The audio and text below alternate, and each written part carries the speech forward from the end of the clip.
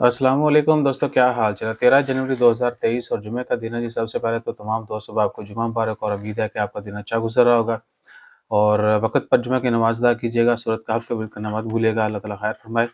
اس کے بعد عمان کی خبروں میں ایک بڑی قابل ذکر خبر ہے سمندر کے متعلق۔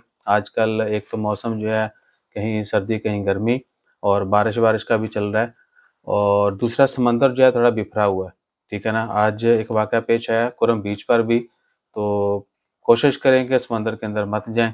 ہو سکتا ہے آپ کو لگے نارمل ہے، لیکن لہریں جب آتی ہیں تو پتہ نہیں چلتا۔ بہرحال ان کو ریسکیو کیا گیا CDA کی جانب سے، اور وہ شخص جو ہیں وہ بالکل سیف ہیں، اللہ تعالیٰ خیر فرمائے۔ اس کے بعد افغانستان کے حوالے سے خبر ہے کہ جو بیوٹی سیلون ہے فیمیل کے، ان کے اوپر پابندی لگانے کا اعلان کر دیا، پرماننٹ کلوزر۔ 10 دن کا ٹائم دیا، یہ کل کی خبر ہے۔ 12 جنوری سے اگلے 10 دن ان کو ٹائم دیا گیا ہے۔ فیمیل بیوٹی سیلون جو ہیں وہ ٹوٹلی کلوز کرنے کا اعلان کر دیا گیا طالبان گورنمنٹ کی جانب سے۔